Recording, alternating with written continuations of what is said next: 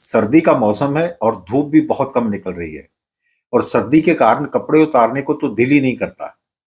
ऐसे में सनबाथ लेने का तो सवाल ही पैदा नहीं होता। भारत में ज्यादातर लोगों को विटामिन डी की कमी है और सर्दियों में सनबाथ नहीं लेने के कारण विटामिन डी की कमी और भी गंभीर हो जाती है। विटामिन डी आपके शरीर में बहुत सारे कामों के लिए बेहद जरूरी है।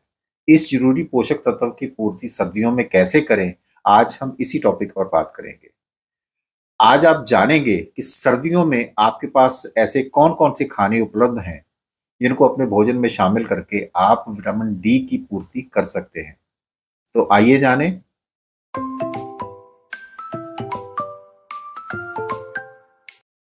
दोस्तों सत श्री अकाल, नमस्कार।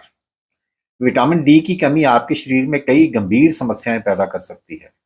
इसकी कमी से आपके शरीर में जाने वाला कैल्शियम और मैग्नीशियम हड्डियों पर सही ढंग से अब्जॉर्व नहीं हो पाता और ये कैल्शियम गॉल ब्लैडर में या किडनी में जाकर स्टोन बनाने लगता है या फिर फैट के साथ मिलकर खून की नाड़ियों में इकट्ठा होने लगता है और ब्लॉकेज बनाता है। इसका नतीजा ये निकलता है कि इधर हड्डियां कमजोर हो जाती हैं और दूसरी तरफ दिल की बीमारियों का जोखिम कई गुना बढ़ जाता है और ब्लड प्रेशर भी ऊपर नीचे होने लगता है। विटामिन डी की कमी से आपके शरीर में हार्मोन सही ढंग से नहीं बन पाते, जिसकी वजह से आपका नर्वस सिस्टम और आपके मसल सही ढंग से काम नहीं कर पाते और शरीर में क्रैम्प्स आते हैं। विटामिन डी की कमी से आपके शरीर की रोग प्रतिरोधक क्षमता भी कमजोर हो जाती है और आपके दिमाग के सेल भी सही ढंग से काम नहीं करते, जिसके कारण मूड स्विंग और डिप्रेशन जैसी समस्याएं आती हैं। सर्दियों में ज्यादातर लोग सनबाथ नहीं ले पाते, जिसकी वजह से उनके शरीर में बनने वाला कोलेस्ट्रॉल विटामिन डी में नहीं बदल पाता और विटामिन डी की कमी सर्दियों में गंभीर हो जाती है। इन समस्याओं से बचने के लिए कुदरत ने सर्दियों में हम सबको कुछ ऐसे खाने दिए हैं जिनमें विटामिन डी की काफी अच्छी मात्रा होती है। अगर आप उन खानों को अपने रोजाना भोजन में शामिल कर लेते हैं तो आप अपने शरीर में विटामिन डी की पूर्ति आसानी से कर सकते हैं। अब बात कर लेते हैं पौधों पर आधारित विटामिन डी युक्त खानों की। इसमें सबसे पहले आते हैं नींबू जाति के फल, जिनमें संतरा, मौसमी और किन्नू शामिल है। ये विटामिन सी के साथ साथ विटामिन डी और कैल्शियम का भी बहुत अच्छा सोर्स है। जहां इनका उच्च दर्जे का विटामिन सी आपकी रोग प्रतिरोधक क्षमता को बढ़ाता है, वहीं इसमें मौजूद कैल्शियम और विटामिन डी आपकी हड्डियों को भी मजबूत करते हैं और बाकी फंक्शन को भी इम्प्रूव करते हैं। कुदरत ने ये फल हमें सर्दियों में ही दिए हैं। आप बस अपना सुबह का नाश्ता फलों का कीजिए और उसमें कोई ना कोई नींबू जाति का फल, किन्नू, संतरा या मौसमी शामिल कर लीजिए। विटामिन डी का दूसरा साधन है पौधों पर आधारित दूध, जिसमें शामिल है सोया का दूध, बादाम का दूध और मूंगफली का दूध।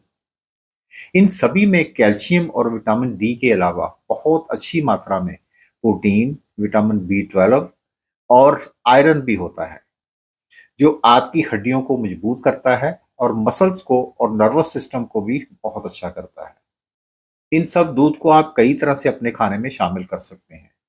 आप इस दूध को ऐसे भी पी सकते हैं, आप इसको स्मूदी में डाल सकते हैं, आप इसकी चाय कॉफी बना करके पी सकते हैं।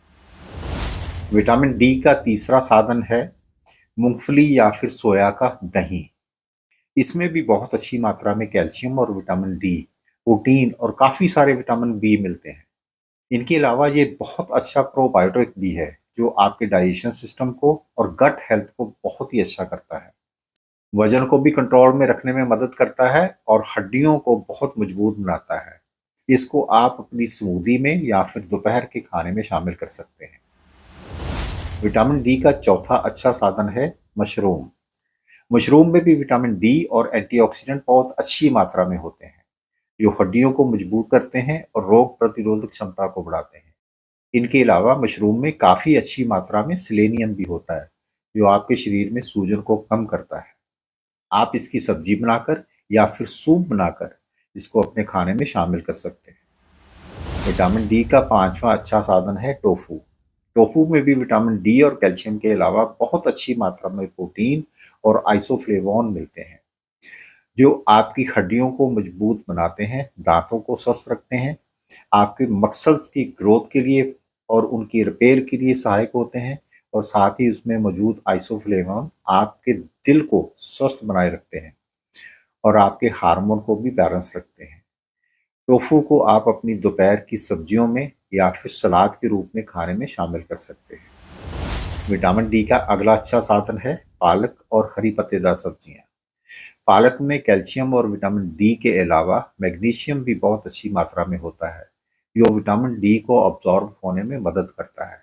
इसमें आयरन भी बहुत अच्छा होता है, जो ब्लड सर्कुलेशन को अच्छा करता है और एनर्जी को बनाए रखता है। इससे आपकी हड्डियां मजबूत होती हैं और आपकी रोग प्रतिरोधक क्षमता भी अच्छी होती है। पालक को आप सलाद, सूप या फिर स्मूदीज में इस्तेमाल कर सकते हैं। तो दोस्तों, ये हैं विटामिन डी से भरपूर वीगन खाने, जिनको सर्दियों में अपने भोजन में शामिल करके आप अपने शरीर में विटामिन डी की पूर्ति कर सकते हैं और अपने शरीर को विटामिन डी की कमी से होने वाली समस्याओं से बचा सकते हैं। जानकारी अच्छी लगी तो वीडियो को लाइक और शेयर करें, ताकि ये जानकारी हर किसी तक पहुंचे। अपने सुझाव और वीडियो के बारे में अपनी राय कमेंट में लिखें। चैनल को सब्सक्राइब करके हेल्दी दुनिया का हिस्सा बने। बेल आइकन पर टच करके नोटिफिकेशन ऑन कर लें, ताकि आने वाले हर एक वीडियो का नोटिफिकेशन आपको मिलता रहे। मिलते हैं अगले वीडियो में एक और जानकारी के साथ। तब तक के लिए दें इजाज़त। सत श्री अकाल। नमस्कार।